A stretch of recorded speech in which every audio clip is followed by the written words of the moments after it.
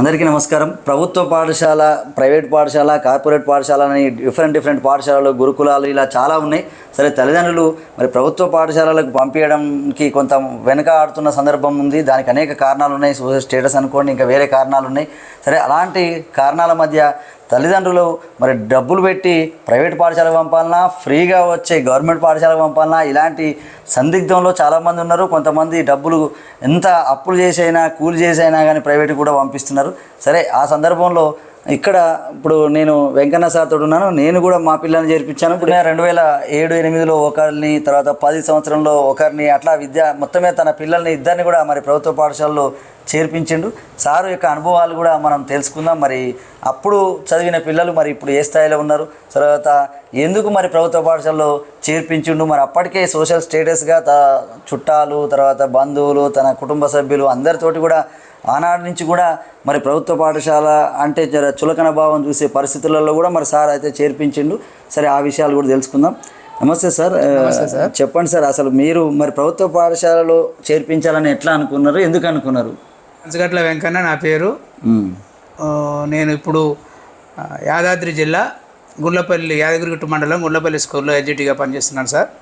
Okay, మీరు అంతకుముందు ఎక్కడ పనిచేస్తే అప్పుడు మీ పిల్లల్ని చేర్పించారు సార్? అయితే నా ఫస్ట్ అపాయింట్మెంట్ ఉమ్మడి నల్గొండ జిల్లాలో తిరుమలగిరి మండలం వచ్చింది సార్. తిరుమలగిరి మండలంలో నెల్లిబండ తండాలో ఫస్ట్ అపాయింట్మెంటు. 1 year తర్వాత మన రేషనలైజేషన్ 2003లో రేషనలైజేషన్లో తిరుమలగిరి సిపిఎస్ తిరుమలగిరికి వచ్చాను. ఓకే, ఆ తిరుమలగిరి సిపిఎస్ స్కూల్ పక్కమటే నేను ఇల్లు తీసుకునే సార్, ఇల్లున్నా. అయితే మా పిల్లలు ఆ స్కూల్ పక్కమటే ఉండడం వల్ల ఆ స్కూల్ కూడా మంచి, ఒక రకంగా చెప్పాలంటే మంచి అట్మాస్ఫియరు, ఇన్ఫ్రాస్ట్రక్చర్ కూడా బాగా ఉండే, దాంతోపాటు స్టాఫ్ కూడా 9 మంది స్టాఫ్ ఉంటుంది సార్. ఓకే, మొత్తం మీద టీచింగ్ స్టాఫ్ బాగుంది, అట్మాస్ఫియర్ బాగుంది, క్లాస్కో టీచర్ ఉండేది. అప్పుడే మా పిల్లలు కూడా, మా పాప 2002లో 2007లో పాపను ఫస్ట్ క్లాస్లో మా స్కూల్లోనే జాయిన్ చేసి. మరి అంతకుముందు నర్సరీ, ఎల్కేజీ, యూకేజీ ఏం లేదు సార్, డైరెక్ట్ ఫస్ట్ క్లాసే. ఓకే, ఎల్కేజీ లేదు, యూకే అవి నర్సరీకి సంబంధించినవి. మా పక్కంబడి వాళ్ళు కూడా నర్సరీకి పోయేటప్పుడు మా పాప ఇంట్లోనే ఉండేది. జనరల్ వాళ్ళు కూడా అనేది ఏంది ఇంకా స్కూల్కి పోవట్లేదు కదా అంటే డైరెక్ట్ ఇక ఫస్ట్ క్లాస్కే జాయిన్ చేసిన. అది తెలుగు మీడియం అప్పట్లో మన స్కూళ్ళల్లో. నేను కూడా మా పిల్లల్ని అప్పుడు తెలుగు మీడియంనే చేర్పించిన. గవర్నమెంట్ స్కూల్ అప్పుడు ఉధృతంగా నడుస్తుంది లేండి. ఇంగ్లీష్ మీడియం అనేది 2000 సంవత్సరం నుంచి బాగా స్టార్ట్ అందుకుంది. అప్పుడు ఇంకా ఒక ప్రైవేట్లో ఇంగ్లీష్ మీడియం అనేది విపరీతమైన మోజుతోటి ఉన్న టైంలో బాగా నడుస్తున్న క్రమంలో గవర్నమెంట్ స్కూల్ అనేది ఒక పక్క అయితే, మీడియం అనేది పెద్ద ఎఫెక్ట్. అప్పుడు మళ్ళీ అందరు ఇంగ్లీష్ మీడియం చదివిస్తుంటే మన తెలుగు మీడియం గవర్నమెంట్ స్కూల్లో చదవడం అనేది, చదివించడం అంటే కొంత అసలు మన తోటి టీచర్లు కూడా ఏంది సార్ మీరేమో రిస్క్ తీసుకుంటున్నారా ఏందని అన్న పరిస్థితులు కూడా ఉండే సార్. బంధువులు అన్నారు, టీచర్లు అన్నారు, అందరూ అన్నారు. అయితే దాన్ని నాకు బలంగా ఇక నమ్మకం ఉండేనా నీకు? ప్రభుత్వ పాఠశాల మీద నమ్మకమా, ప్రైవేట్ పాఠశాలలో సరిగా అంత విద్య సరిగా అందదు అని? మరి ఎట్లా, ఏ ఉద్దేశంతో మీరు ఎక్కువ ఇంట్రెస్ట్ చూపించారు గవర్నమెంట్ స్కూల్లో చేర్పించడానికి? ఇంకా గవర్నమెంట్ స్కూల్లో అంటే నేను కూడా ఆ స్కూల్లో పనిచేస్తున్నా సార్. ఓకే, చేసుకునే క్రమంలో అప్పుడే నాకు తెలిసి ప్రైవేట్ స్కూళ్ళల్లో ఎట్లా ఉంటుందంటే వాళ్ళ పద్ధతి వేరు. పిల్లల్ని ఎక్కువ వాళ్ళ టీచింగ్ కన్నా పిల్లల మీద ఎక్కువ వాళ్ళు ఫోర్స్ చేసి వాళ్ళకు హోంవర్క్ చేయడము, ఇదే పద్ధతులు ఉంటుంది. ప్లస్ ట్రైన్డ్ టీచర్లు తక్కువ. మనకు అంత ట్రైన్డ్గా అంత చేసుకొని వచ్చి మనం పిల్లలకు మనం చెప్పుకున్న తర్వాత మన చదువు మన పిల్లలకు ఉపయోగపడకపోతే ఎట్లా? ఓకే, కాబట్టి అది తెలుగు మీడియం అయినా ఇంగ్లీష్ మీడియము లేదన్నది కూడా ఇంకొకటి పెద్ద 2 హడ్డీలు చెందుకున్నాను నేను. తెలుగు మీడియం అది గవర్నమెంట్ స్కూల్ అయినా ఇంగ్లీష్ ఉంటే బాగుండేది, అది కూడా లేదు. మళ్ళీ అది కూడా లేకున్నా కూడా తెలుగు మీడియంలో ఒక రకంగా పిల్లలకైతే, మా పిల్లలకు పర్సనల్గా గవర్నమెంట్లో చదివించడం తోటి 10th క్లాస్ దాకా ఇప్పుడు 5th నవోదయకి వెళ్ళిపోయారు. ఎగ్జామ్ రాయించారు, అదే టాలెంట్ ఉంది కాబట్టి గవర్నమెంట్ స్కూల్లో చదివినా కానీ మీరు ఆ పిల్లలకు కొంచెం టాలెంట్ ఉంది, మంచి చదివారు కాబట్టి వాళ్ళకి నవోదయ వచ్చింది సార్. అయితే వాళ్ళు అసలు ఆడుతూ పాడుతూ, ఒక రకంగా చెప్పాలంటే నాకు ఆర్థికంగా కానీ పిల్లలను స్ట్రెస్ చేయడంలో కానీ ఎలాంటి ఇబ్బంది లేకుండా అసలు చాలా లిబరల్గా 10th క్లాస్ దాకా అయిపోయింది సార్ వాళ్ళకి గవర్నమెంట్లో చాలా లిబరల్. అసలు చదువు అంటే భారంతో కూడుకున్న చదువు కాకుండా ఎంజాయ్గా జాయ్ఫుల్ ఒక చదువు అనేది ఇవ్వాలనుకున్నా. నాకు ప్రైవేట్గా అసలు పంపబుద్ధి కాదు ఒక రకంగా చెప్పాలంటే. ఎందుకంటే అసలు మన దగ్గర ఇంత బాగున్నది వాస్తవంగా బయట ఏంది వాళ్ళకు పేరెంట్స్కు ఒక మీరు ఇది అనుకున్నట్టు ఇప్పుడు ఒకటి స్టేటస్ సోషల్ స్టేటస్ అనేది కార్పొరేటీకరణలో విపరీతంగా ఒక ఫోకస్ అయిపోతారు. పాపం చాలా మంది అప్పులు చేసి మరి ఎంత ఇబ్బందులు పడి ఆర్థికంగా అన్ని ఇబ్బందులు ఉన్నా కానీ వాళ్ళు దానికి అసలు పంపిస్తున్నారు. అసలు ఏందో అర్థం కాలేదు సార్. మా పిల్లల్ని కూడా నేను ఇంకొకటి గమనించిన ఏంటంటే ఆ అమ్మాయిలు అబ్బాయిలు ఉంటే అబ్బాయిలను ప్రైవేట్ స్కూల్లో అమ్మాయిలను మన స్కూల్లోకి జాయిన్ చేసేది. అప్పుడు నేను అనుకున్న వాళ్ళు అమ్మ ఎంత అదృష్టవంతులు, అమ్మాయికి పుట్టినందుకు కూడా ఒక అదృష్టమే దొరికింది కదా, మన స్కూల్లో జాయిన్ చేసింది కదా. ఒక టీచర్ని అడిగా, నేను బడిబాటలో పోయే క్రమంలో ఒక పేరెంట్ని అడిగిన, మీ అమ్మాయి బాగా చదువుతుందా, అబ్బాయి బాగా, అమ్మాయి మన స్కూల్లో వేసిండు, అబ్బాయిని అక్కడ వేసారు. ఎవరు చదువుతారమ్మా మరి అంటే అమ్మాయి బాగా చదువుతుంది సార్, అబ్బాయికి వస్తలేదు అని అన్నదా. ఇంకొక ఆలోచన ఏం చెప్పింది అంటే నేను స్టన్ అయిపోయినా ఒక రకంగా చెప్పాలంటే, ఈ అమ్మాయి బాగా చదువుతుంది, ఇదే అమ్మాయిని మళ్ళీ ప్రైవేట్లో ఇస్తే ఇంకా బాగా చదువుతుంది సార్ అన్నదిగా. మొత్తం మీద ప్రభుత్వం మొత్తం అదే ఉంది సార్. అసలు నేను ఏంది ఇది ఇంత బలంగా ఎట్లా పోయింది జనాలకు అన్న దాంతో ఒక రకంగా అప్పుడు మా పిల్లలు జాయిన్ చేసిన తర్వాత చాలా లిబరల్గా జనాలకు కూడా కొంచెం ఆలోచన కొంత వచ్చింది. ఒక రకంగా చెప్పాలంటే అదొక జనాలలో ఒక తల్లిదండ్రులలో మార్పుకు కొంత అయింది. మన టీచర్లలో కూడా పెద్ద చర్చ నడిచింది అప్పుడు. ఓకే, మా పిల్లలు కూడా మా పాప సరే అప్పుడు LKG పంపిస్తా, నర్సరీ పంపిస్తా అని స్టార్టింగ్లో పంపించారు. అసలు బడికి జస్ట్ ఒక వారం 10 రోజులు వేరే మా అన్న కొడుకు పోతుంటే పంపిస్తే జస్ట్ ఇక పొయ్యి వచ్చిన కాంచి మళ్ళీ ఏడుస్తూనే ఉండేది, నేను పోను, నేను రేపు బడికి పోను. అది నేను ఎందుకు ఈ పిల్లల్ని ఇంత ఇబ్బంది పెట్టుడు ఎందుకు, వాళ్ళ చదివించుడు ఎందుకు అని చెప్పి ఇప్పుడు మెయిన్గా పేరెంట్స్ తల్లిదండ్రులు ఎట్టుంటారు, అమ్మలు కానీ వీళ్ళ లొల్లి ఫస్ట్ వీళ్ళని ఎట్ట చేసి ఎట్టున్నా ఏదో ఒక బడికి పంపాలి. మళ్ళీ పక్కన మా అన్న కొడుకు మా వదిన వాళ్ళు పంపిస్తున్నప్పుడు ఇప్పుడు 4 ఏళ్ళు వచ్చినాయి, 5 ఏళ్ళు వచ్చినాయి, పంపవా అంటే ఆ 4 ఏళ్ళు రాగానే మా వాళ్ళ పిల్లల్ని కూడా సరే అని వ్యాన్ ఎక్కించింది. సరే నేను కూడా అప్పుడు పెద్దగా ఏం అనలేదు. సరే పోయిన తర్వాత ఇక రోజు వచ్చి వారం ఏడుస్తుంది, 2-3 రోజులు, ఒక వారం 10 రోజులు పోయి నేను అప్పుడు మా భార్య జస్ట్ వాళ్ళకి ఇంట్రెస్ట్ లేకున్నా, మా చుట్టుపక్కల వాళ్ళకి ఇంట్రెస్ట్ లేకున్నా అప్పుడు నేను ఇక లేదు ఇక నేను నా స్కూల్కి నా ఎమ్మటే తీసుకుపోతా అని చెప్పేసి అప్పుడు అట్లా తీసుకుపోయినాక మీరు అన్నట్టు దుబ్బాకలో నేను దుబ్బాక 2009లో దుబ్బాక వచ్చిన కదా, అక్కడికి వచ్చిన తర్వాత సరే మా పాప అప్పుడు చిన్న పాప 2009 డేట్, 2012, 13, 14 అప్పటికి 3.5-4 years ఉంది చిన్న ఆమె, పెద్ద ఆమె 5 years 5+ ఉంది, ఈమె 3+ ఉంది. అట్లా 3+ ఉన్నాయి. ఈమెను ఆ 5+ ఇద్దరిని కలిసి ఒకేసారి గవర్నమెంట్ స్కూల్కే తీసుకుపోయినా. యాక్చువల్గా నమ్ముతున్న చిన్న పాప జస్ట్ 3.5 years ఉంది, డైరెక్ట్ ఫస్ట్ క్లాస్లోకి. అప్పుడు మన దగ్గర నర్సరీ లేదు, LKG లేదు, మళ్ళీ ఇంగ్లీష్ మీడియం లేదు, తెలుగు మీడియమే. ఇక 3.5 years వేస్తే ఆ సంవత్సరంలో ఉన్న అక్కడ 5+ పిల్లల్లో ఈమె బాగా చదివి తెలుగు నేర్చుకుంది, ఇంగ్లీష్ లెటర్స్ గుర్తుపట్టింది, వర్డ్స్ ఇట్లా. అంటే విద్యార్థులకు పిల్లలకు కొంత నాలెడ్జ్ అనేది ఉంటుంది. ఇక్కడ ప్రైవేట్లో వేస్తేనే చదువు వస్తుంది, కార్పొరేట్లోనే వేస్తే కాదు. కాకుండా మీరు అన్నట్టు టీచర్స్ పర్ఫెక్ట్గా కొంత స్టాఫ్ ఉండాలి, అట్మాస్ఫియర్ ఒకటి క్రియేట్ చేయాలి. అంటే వీలున్నంతలో కొంచెం క్లాస్ రూమ్ అట్రాక్టివ్గా ఉంటే. ఇప్పుడు మా పాప 4 yearsలో కూడా అప్పుడు ఎట్లా వచ్చిందో వీడియో అప్పుడు తీసినప్పుడు తెలుగు పుస్తకం, ఇప్పుడు మన దాంట్లో ఇప్పుడు 4వ తరగతి చదువుతారు, 10 ఏళ్ళు వచ్చినా 15 ఏళ్ళు వచ్చినా ఈ తెలుగు చదువు వస్తుంది అంటారు కదా. మా పాప 4 ఏళ్ళ అప్పుడు జస్ట్ 4 yearsలోనే ఫస్ట్ క్లాస్లోనే తెలుగు చదవడం, పెద్ద అమ్మాయి కూడా అంతే తెలుగు ఇంగ్లీషు.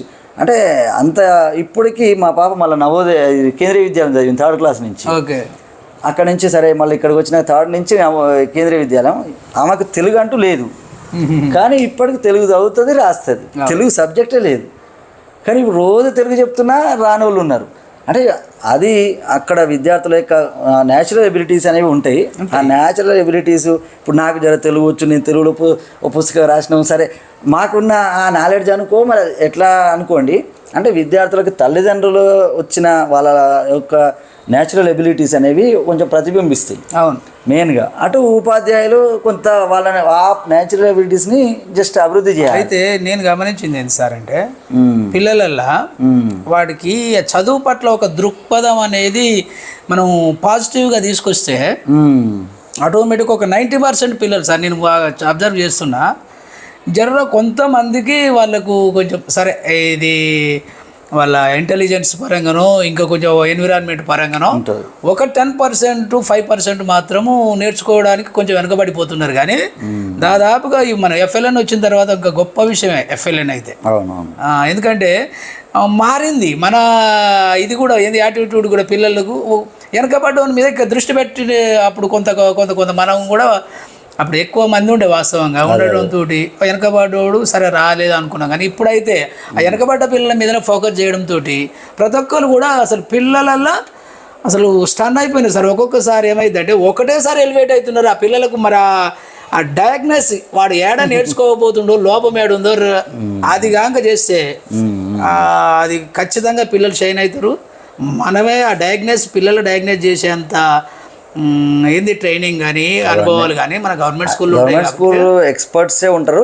సరే దాంట్లో కొంత ఇంగ్లీష్ ఒకటి వాళ్ళు ఏంటంటే ప్రైవేట్ స్కూళ్ళల్లో ఏదో 4 ఇంగ్లీష్ ముక్కలు కమ్రే గోరే జస్ట్ బట్లర్ ఇంగ్లీష్ అయినా జస్ట్ ఏదో 2 మాటలు మాట్లాడుతున్నతోటి నేను ఇంకా నా పిల్లలతోటి చదివించిన కదా తెలుగులో నాకు తెలిసి నా వ్యక్తిగత అభిప్రాయం ప్రకారం ప్రైమరీ వరకు తెలుగు మీడియంలో వాడు నేర్చుకుంటే కనుక సార్ చాలా వాడి థింకింగ్ పవర్ అనేది హై లెవెల్ క్రియేటివిటీ పెరుగుతుంది. ఎందుకంటే మా పిల్లల్ని సొంతంగా చూసిన ఇప్పుడు నేను మా పాపను అప్పటికి ఇంగ్లీష్ మీడియం స్టార్ట్ చేసిర్రు. మా పాపను నేను ఫస్ట్ క్లాస్లో జాయిన్ చేసినప్పుడు మళ్ళీ ఫస్ట్ క్లాస్ ఆ నుంచి సెకండ్ క్లాస్ కూడా ఇంగ్లీష్ మీడియం స్టార్ట్ చేసిర్రు. కానీ నేను అక్కడ తెలుగు ఇంగ్లీషు 2 మీడియం కూడా స్టార్ట్ చేసినా కానీ నేను తెలుగులోనే కంటిన్యూ చేసిన 5th క్లాస్ వరకు. అక్కడ ఇక కనీసం ప్రాథమిక విద్య తెలుగులో ఉంటే మా పాప అప్పటికే తెలుగులో సొంతంగా ఏమైనా ఒక బొమ్మ గురించి రాయమంటే సొంతంగా సెంటెన్సెస్ రాయడము, ఒక కథ రాయమంటే చిన్నగా కథ రాయడము, అంటే ఆ సృజనాత్మకత అనేది కాంప్రిహెన్సివ్ అనేది అందులో ఖచ్చితంగా డెవలప్ అవుతుంది. అది ఎక్కడికి పోయినా ఏ దాన్ని అయినా సొంతంగా ఆలోచించగలుగుతుంది. ఒక సొంత క్రియేటివిటీగా అంటే దాన్ని సృజనాత్మకంగా దాన్ని వివరించగలుగుతుంది. దాన్ని అది రావాలి, అది మెయిన్గా ఇంపార్టెంట్. సరే ఇంకొకటి కూడా ఏంటి సార్, ఇప్పుడు మన బుక్స్ కూడా బైలింగ్వల్ ఉన్నాయి కదా, మంచి ప్రయత్నం అది. బైలింగ్వల్ అనేది మంచి ప్రయత్నం. అసలు నిజంగా పిల్లలకు కరెక్ట్గా నాకు అనిపించింది. పూర్తిగా ఇంగ్లీష్ మీడియం అయినా కూడా పిల్లలకు ఏడు సార్ ప్రైవేట్ స్కూళ్ళలో కూడా ఇంగ్లీష్ మా స్కూళ్ళకి వస్తున్నారు కదా కొత్త పిల్లలు జాయిన్ అయ్యారు, అలాగే ఇంగ్లీషే వస్తారు. ఏది మా పిల్లలతోటి పోటీ పడలేకపోతున్నారు మన పిల్లలు. నేను కూడా మొన్న మా పేరెంట్స్ జస్ట్ బడిబాటలో పోయినా మా పిల్లలు కూడా వచ్చారు.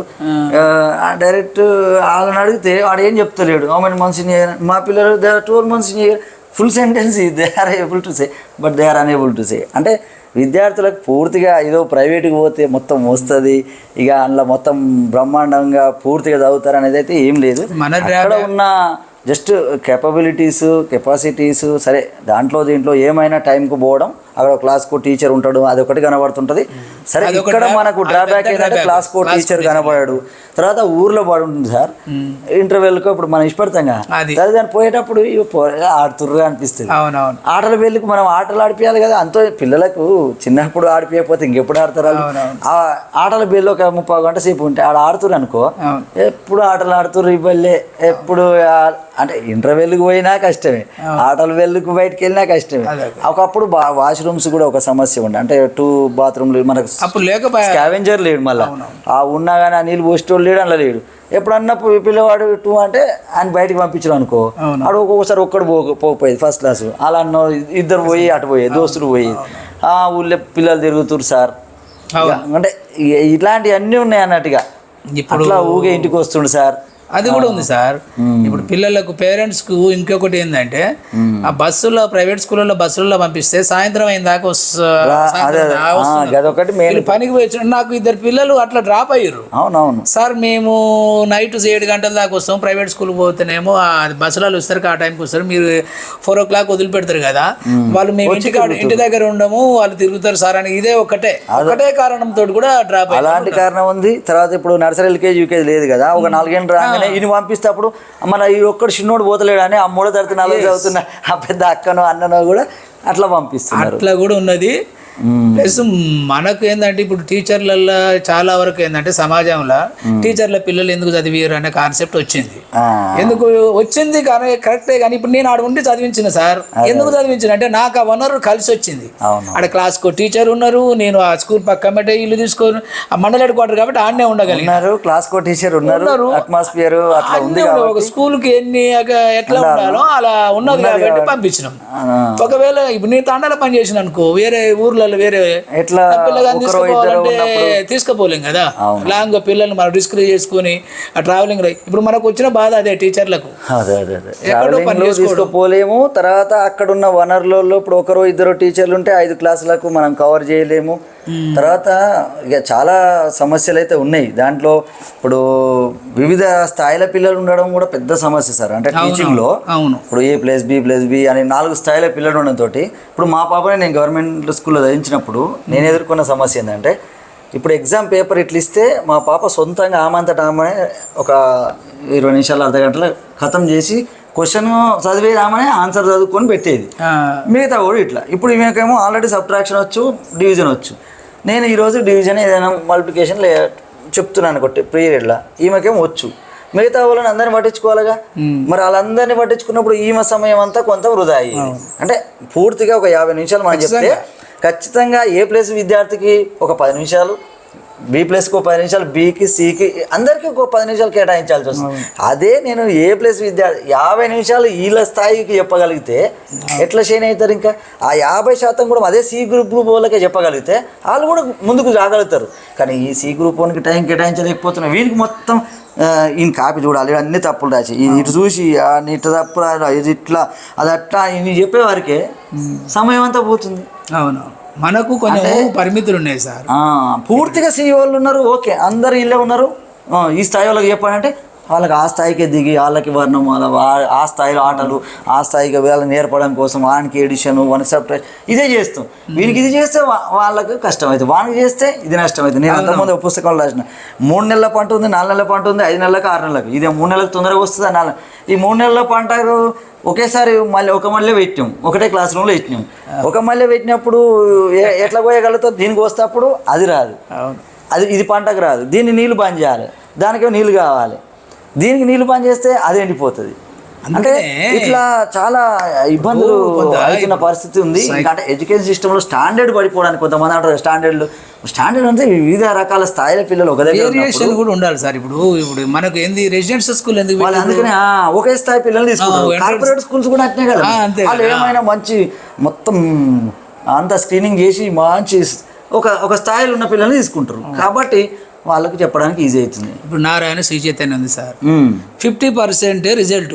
అవును, ఆ పేపర్లు ఇచ్చుకునేది 2%. అవును, 50% రిజల్ట్ ఫెయిల్ అవుతారు. మిగతా వాళ్ళు ఏముంది, ఇప్పుడు వాళ్ళు కేటగరైజ్ చేసుకునే సార్, టాపర్లను ఒక దాంట్లో పెట్టుకుని ఇంకోది పెట్టుకునే ఎవరి రేంజ్గా. అందుకనే రెసిడెన్షియల్ స్కూల్ ఇప్పుడు డ్రా సిస్టమ్ అనేది అందరికి ఇవ్వాలనేది కూడా వ్యక్తిగతంగా నాకు కరెక్ట్ కాదు. ఎందుకంటే ఒకటి స్పీడ్గా వెళ్ళిపోయడానికి వానికి సరిపోను స్టఫ్ ఇవ్వాల్సి వస్తుంది. అవునవునవును, బాగా వానికి ఇవ్వాలి. ఎవరికి ఇచ్చేది మీడియం ఉన్నాను మీడియంకి ఇవ్వాలి, వీనికి కొంచెం చిన్నగా నేర్పాలి. ఇప్పుడు ముగ్గురు ఒకటే దగ్గర ఉంటారు, ఒకటే టీచర్ అయితే వానికి స్పీడ్గా నేర్పాల్సి వస్తే వీనికేమో యాక్టివిటీ చేపిస్తే ఈయన కష్టం, ఈయన యాక్టివిటీ చేపిస్తే వానికి కష్టం. అంటే ఇట్లా కొంచెం ఇబ్బంది వ్యవస్థలో కూడా దీన్ని ఏంటంటే కేటగిరైజేషన్ అనేది స్కూల్ అది కొంచెము మనకు అప్పుడు సర్వేలు ఎందుకు పెట్టారు. అవునవును, టాపర్స్ ఇట్లా ప్రతిభావంతులను తీసుకొని వాళ్ళను కొంత తీసుకుపోవాలి, దేశానికి ఒక సర్వీస్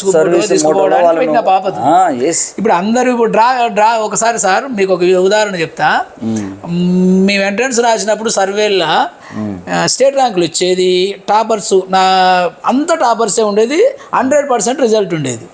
ఒకనొక టైంలో మనకు అప్పుడు ఇప్పుడు 2006లోనో 7లోనో మొత్తానికి అయితే డ్రా సిస్టంలో పెట్టారు. అలా కూడా డ్రా తీసుకో. అవునవును, అక్కడ ఒక జెడ్పీ స్కూల్ కూడా ఉండే, అటు జెడ్పీ స్కూల్లో సగం మంది ఫెయిల్ అయ్యేది. ఈ డ్రా సిస్టంలో పోయిన ఆ బ్యాచ్ వీళ్ళు కూడా సేమ్ ఈ జెడ్పీ స్కూల్కు దానికి వచ్చిన రిజల్ట్సే వచ్చినాయి. మరి వాళ్ళని మరి మీరు ఎంట్రన్స్ పెట్టుకొని చేసుకున్న పిల్లలకేమో 100% వస్తుంది ఖచ్చితంగా.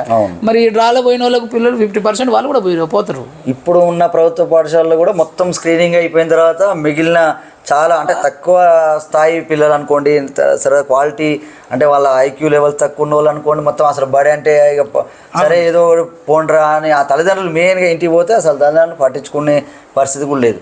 సరే ఏదేమైనా కానీ ఇప్పుడు సార్ పిల్లలు ప్రభుత్వ పాఠశాలలో చదివి కూడా ప్రస్తుతము ఒక ఉన్నత స్థానంలో అంటే ఇప్పుడు ఇద్దరు ఎంబీబీఎస్ అంటే డాక్టర్ చేస్తున్నారు.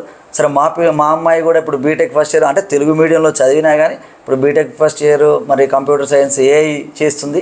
సరే ఈ విధంగా ప్రభుత్వ పాఠశాలలో చదివించినంత మాత్రాన పూర్తిగా చెడిపోతారని ఏం లేదు.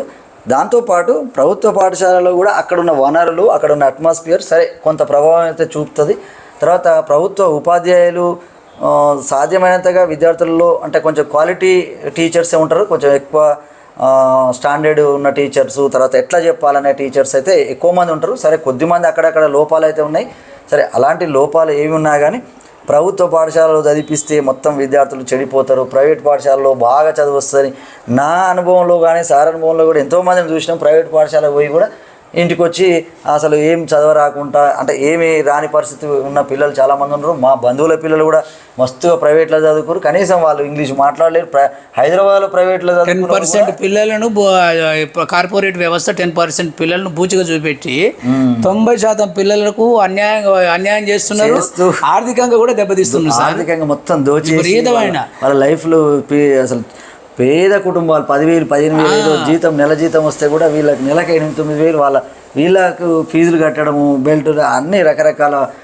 అసలు మా సొంత బంధువులు కూడా పేద పిల్లలు కూడా చూస్తే అసలు చాలా దారుణం అనిపిస్తుంది. కానీ వాళ్ళకు ఏంటంటే ఏమనంటే సోషల్ స్టేటస్ ఇట్లా పంపవా అట్లా పంపవా, ప్రైవేట్ గవర్నమెంట్ బడి పంపిస్తావా, అయ్యో ఏం లేదా గతి లేదా నీకు అని ఇట్లా ఏదో అంటారని మెయిన్గా మహిళలు అయితే ఎక్కువగా ఫీల్ అవుతారు. ఇక జర్ర బయట కామ మాట అని అనుకో నలుగురు వస్తున్నప్పుడు అయ్యో గంటలకు పంపిస్తున్నావా ఇలా పంపిస్తున్నావా అని వాళ్ళ దాంట్లో అయినప్పుడు మొన్న మా మహిళా సంఘాలు కూడా వాళ్ళు అదే చెప్తున్నారు. మహిళా సంఘం అధ్యక్షురాలు ఫస్ట్ మా ఆడవాళ్ళ దగ్గరనే ఉంటుంది సార్, మా ఆడవాళ్ళు ఒప్పుకుంటే ఎటనే చేస్తారు. కొంత ఆ మగవాళ్ళు అటు ఇటు వాళ్ళను అటు ఇటు అనొచ్చు, కానీ మా ఆడవాళ్ళు మాత్రం కాంప్రమైజ్ కావాలి. ఏంటంటే సార్ కొంచెం సోషల్ స్టేటస్గా ఫీల్ అవుతారు బాగా తోటి నా ఏరాలు ప్రైవేట్ స్కూల్ పంపితే నేను పంపితే ఎట్లా నామోషి ఏ రకంగానైనా చిన్న చూపు చూస్తారు అని ఒక భయం. అసలు ఒక నమ్మకం ఈ రోజు కూడా గవర్నమెంట్ స్కూళ్ళ మీద నమ్మకం పెంచుకోవాలి తల్లిదండ్రులు.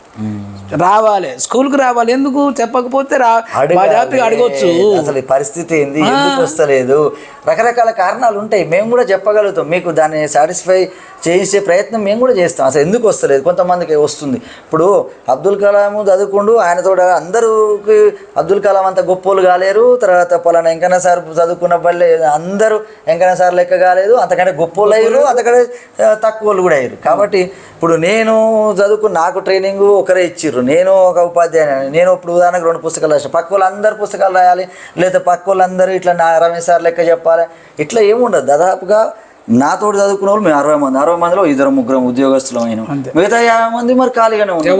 ప్రైవేట్లో కూడా మస్తుగా చదువుకున్న వాళ్ళు నా క్లాస్మేట్స్ ఇక్కడ బడి బాగా చేసి 3వ తరగతి 10వ తరగతి దాకా చదువుకుర్రు. వాళ్ళందరూ మామూలు ఖాళీగా తిరుగుతున్నారు. అంత మాత్రం చేత ఆడ చెప్పిర్రా చెప్పలేదా. కాబట్టి ఎక్కడ చదివినా సరే అక్కడ ఉన్న ఉపాధ్యాయులు తర్వాత పిల్లల సామర్థ్యము ఇవన్నీ కూడా బేస్ అయి ఉంటాయి తప్ప గవర్నమెంట్ బడిలో చదివినంత మాత్రాన సోషల్ స్టేటస్ కానీ లేకపోతే మొత్తం చదువు రాదు మొద్దులు అనేది ఏం లేదు.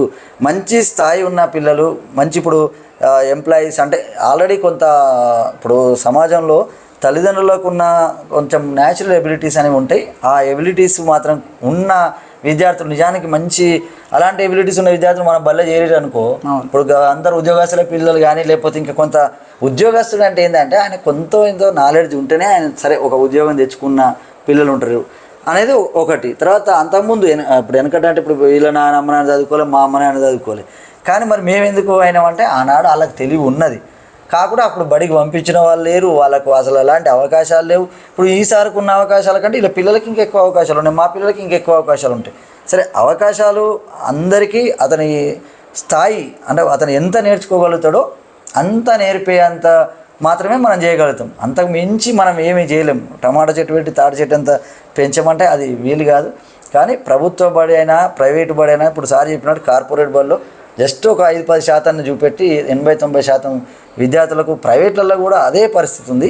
సరే ప్రైవేటు పాఠశాలలు మొత్తం మూతపడాలను మేము కార్పొరేట్ బళ్ళల్లో మొత్తం విద్య లేదని కాదు, అక్కడ కూడా విద్య అందుతుంది. అక్కడ కూడా చాలామంది ఉపాధి పొందుతున్నారు, అక్కడ పనిచేస్తున్నారు.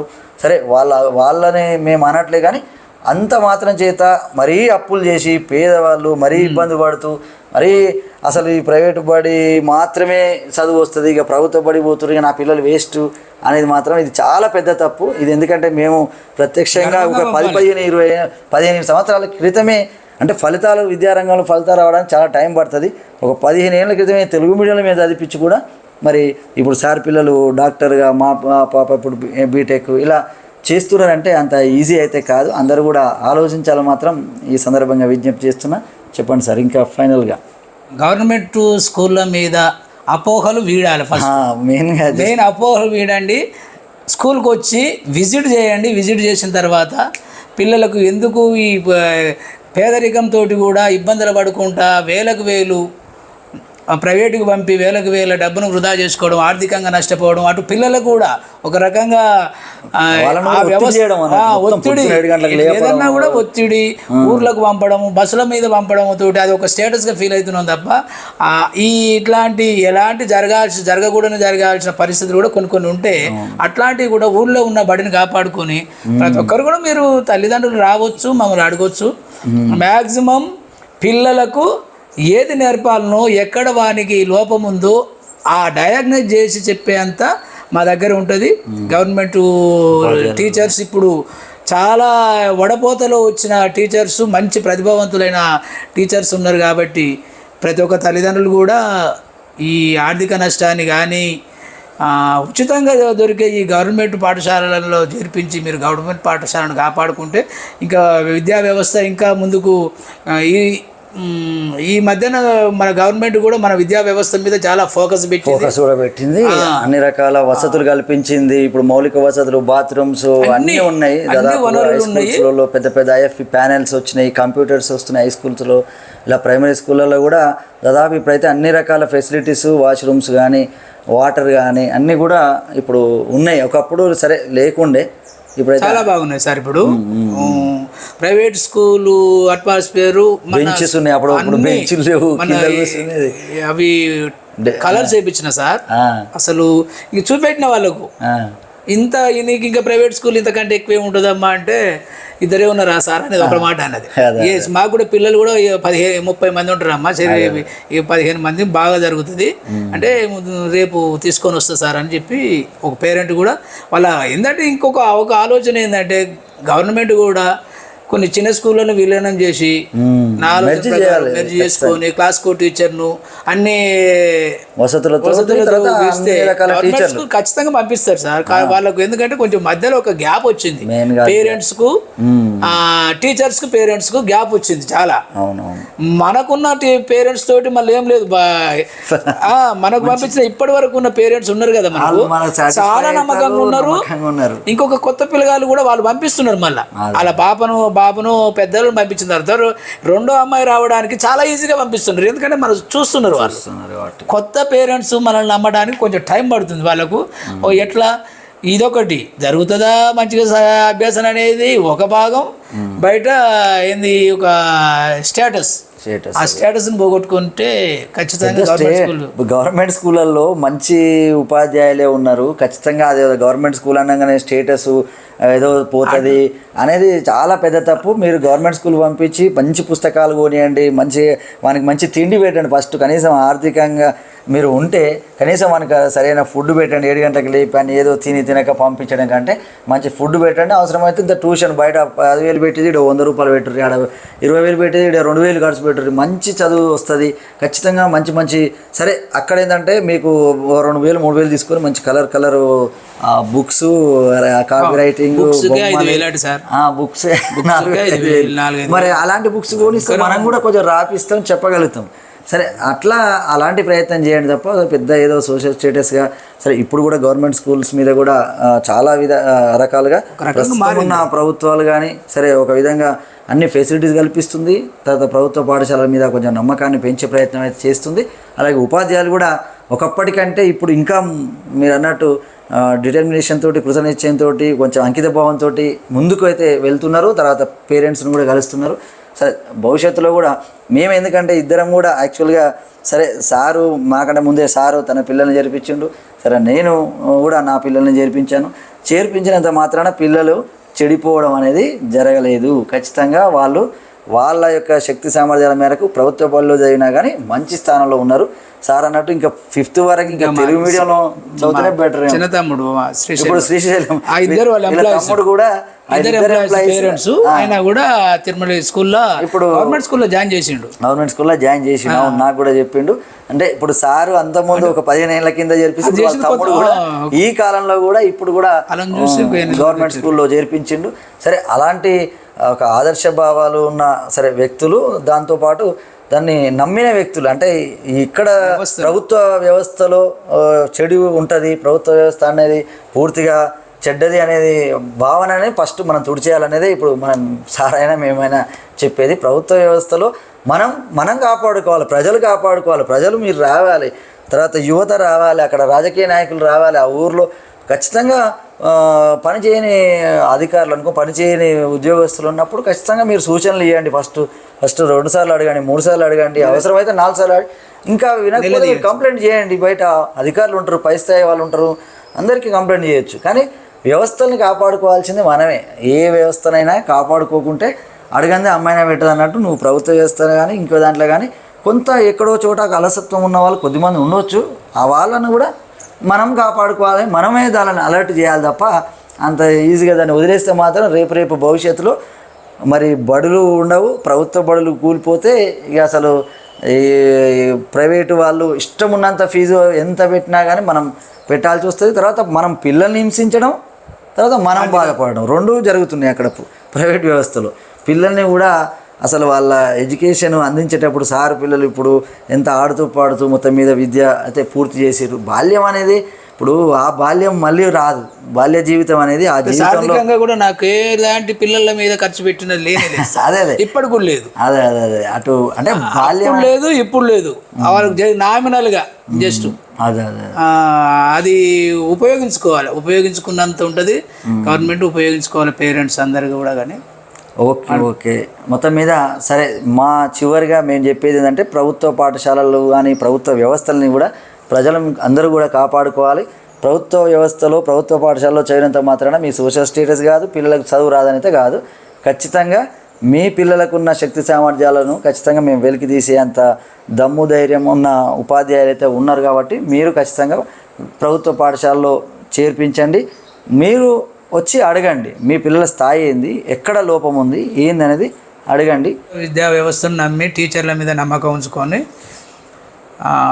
పిల్లల్ని వచ్చి మీ పిల్లలను జాయిన్ చేయడంతో పాటు ప్రతి పేరెంట్స్ మీటింగ్ కూడా ప్రతి నెల ఉంటుంది. ఖచ్చితంగా మీరున్న సమస్యలను మనం మాట్లాడవచ్చు.